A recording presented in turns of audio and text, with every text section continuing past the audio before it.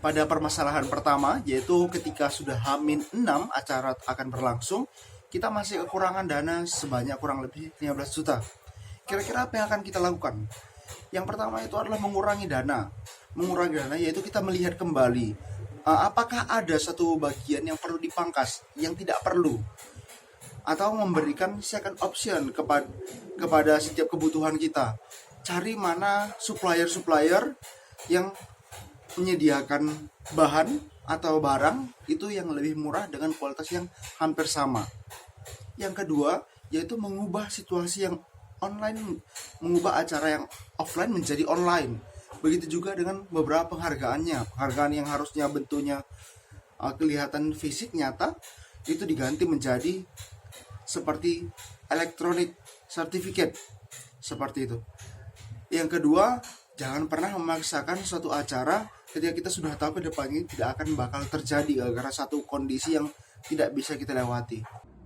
Untuk solusi permasalahan yang pertama adalah panitia atau penyelenggara acara harus banyak belajar dari beberapa instansi atau organisasi lainnya, di mana sekarang banyak kegiatan perlombaan atau acara tingkat nasional maupun internasional yang dibatalkan karena pandemi sekarang ini. Karena begitu sulit juga untuk mendapatkan dana sebesar 15 juta dalam waktu seminggu. Dan itu sudah sangat memaksakan kehendak oleh penyelenggara itu sendiri. Jika memang tidak bisa dibatalkan, panitia harus melakukan evaluasi pra-acara, di mana panitia memangkas pembayaran yang dirasa kurang diperlukan. Dan yang kedua, pemangkasan biaya bisa ditelusuri pada biaya perlengkapan. Panitia mencari second option yang membandingkan harga atau kualitas barang tidak terlalu berbeda. Apabila lomba ini bersifat online, harusnya kegiatan bisa meminimalisir dana dibanding kegiatan offline. Untuk mendapatkan uang 15 juta dalam waktu 1 minggu itu saya rasa terkesan memaksakan kehendak. Panitia bisa melakukan evaluasi terkait lomba ini. Saran saya untuk panitia, semisal lomba ini seperti perlengkapan barang dengan mencari second option-nya, barang yang sama namun dengan harga yang jauh berbeda. Kedua, apabila acara tersebut diselenggarakan secara online, ada baiknya hadiah berupa topi maupun piagam dapat diberikan secara online pula. Hai, saya Priska. Saya akan menjawab permasalahan 2. Untuk solusi yang pertama, dilihat dari segi kegiatan, penyelenggara memberikan misi yang harus diselesaikan anggota untuk mendapatkan poin KPKK. Yang kedua, pengadaan seleksi dan kaderisasi untuk menjelaskan job description. Dalam kaderisasi ini, penyelenggara berhak bertanya akan kesanggupan anggota dalam menjalankan tugas. Yang ketiga, pengurus bekerja sama dengan BKA untuk input KPKK. Pengurus berhak untuk tidak menyalurkan KPKK kepada BKA. Anggota yang hanya memperhatikan KPKK tidak akan bisa berkembang dan memberikan hasil yang baik dengan visi misi awal organisasi. Maka itu, penting bagi pengurus untuk memperhatikan kelayakan anggota yang salah tersebut, apakah tetap bergabung dalam organisasi atau tidak. Dengan adanya ketegasan ini, setiap anggota diharapkan mampu berpikir jernih apa dan bagaimana tugasnya sebagai anggota dalam suatu organisasi. Makasih. Perkenalkan, nama saya Anis Melda Berliani dari Senat. Di sini saya sebagai si acara. Saya akan memberikan solusi untuk mahasiswa yang hanya mencari poin KPKK untuk panitia. Solusi yang pertama adalah panitia harus memberikan misi agar mahasiswa yang ingin mendapat KPKK menjalankan misi tersebut baru akan dapat. Yang kedua, pengadaan seleksi dan kaderisasi dalam menjelaskan job description. Kaderisasi dalam hal ini penyelenggara bertanya akan kesanggupan anggota dalam menjalankan tugasnya. Yang ketiga, pengurus bekerja sama dengan BKA dan pengurus juga berhak tidak menyalurkan poin KPKK kepada BKA. Anggota yang hanya mementingkan poin KPKK saja tidak akan berkembang dan tidak akan memberikan hasil yang baik sesuai dengan visi misi awal organisasi. Terima kasih. Melakukan seleksi kepanitiaan atau kepengurusan itu dijelaskan benar-benar visi misi, tujuannya dan tugasnya seperti apa, sehingga pada waktu saat melakukan aktivitasnya itu mereka jadi lebih paham, lebih ngerti, dan mengerjakannya itu tidak main-main, jadi tidak hanya berpatok pada poin KPKK. Terima kasih. Pada saat pembentukan awal panitia itu kita harus membuat komitmen di mana setiap anggota diharuskan untuk mengikuti rapat. Soalnya rapatnya sudah diinfokan beberapa minggu yang lalu dalam waktu yang lama. Terus nggak usah berpatokan pada alasan, tapi komitmen akan setiap anggota.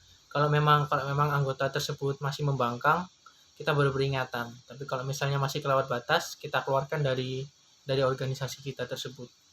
Saya Ruth Novi dari kelompok Senat akan membahas permasalahan ketiga. Saya akan memberikan denda kepada anggota panitia yang tidak patuh atau tidak hadir selama beberapa kali pertemuan. Denda ini disepakati dari keputusan yang dilakukan antara sesama panitia agar kejadian tersebut tidak terus-menerus terjadi. Denda tersebut nantinya akan dimasukkan ke dalam kas. Teman-teman, bagaimana menghadapi keberagaman peserta dalam suatu organisasi? Solusinya, yang pertama itu, dalam suatu organisasi harus dibutuhkan seorang senior atau pendamping yang diteladani agar menjadi penengah jika terjadi suatu konflik atau kesalahpahaman dalam hubungan organisasi. Nah, dengan adanya seorang pendamping atau senior, maka terjalin hubungan dalam organisasi itu bisa dikatakan berjalan dengan baik. Terima kasih. Menurut saya pribadi, anggota yang tidak bertanggung jawab seperti tidak mengikuti kegiatan rapat karena alasan kelas atau alasan yang tidak masuk akal. Menurut saya kalau anggota sudah terlalu sering tidak mengikuti rapat, pengurus seharusnya memberikan peringatan kepada anggota tersebut. Kalaupun anggotanya tetap saja sering tidak mengikuti rapat, pengurus seharusnya berhak untuk mengeluarkan anggota tersebut. Demikian dari saya. Yang pertama, harus ada seorang pendamping yang diteladani untuk mampu menjadi penengah bila terjadi konflik dalam suatu organisasi.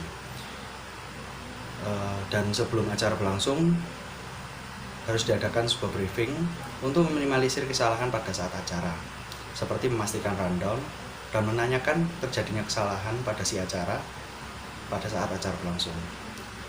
Yang terakhir, menerapkan sebuah aturan tertulis yang bersifat mutlak. Hal ini dilakukan agar peserta tidak menyimpang pada saat kita bermasalah. Menurut saya, cara menangani keberagaman karakter peserta yaitu dengan cara melakukan perjanjian tertulis terlebih dahulu kepada peserta dan melakukan briefing terlebih dahulu 1 jam sebelum acara dimulai dengan si acara guna membahas rundown yang telah dibuat untuk mengantisipasi miskomunikasi pada saat acara berlangsung. Dan yang terakhir, memberikan kakak pendamping kepada setiap kelompok-kelompok kecil yang telah dibuat pada saat acara berlangsung. Bagaimana menghadapi keberagaman karakter peserta banyak request? Dalam suatu solusinya itu seperti dalam suatu organisasi, penting adanya seorang pendamping yang diteladani dan mampu menjadi penengah. Untuk menghindari kesalahan acara, hendaknya sebelum acara berlangsung diberikan briefing terlebih dahulu supaya si acara memastikan kembali rundown dan peraturan yang berlaku. Perkenalkan, nama saya Novilita Regina Raja dari kelompok Senat bagian Sipopdekdok. Saya akan memberikan solusi untuk permasalahan nomor 4. Mungkin yang pertama, dalam setiap organisasi harus ada pendamping supaya bisa menjadi penengah antara panitia dan peserta. Lalu yang kedua, sebelum acara dimulai mungkin bisa diadakan briefing dulu supaya acara bisa lebih lancar. Lalu yang ketiga, adanya peraturan yang tertulis supaya lebih jelas lagi. Terima kasih.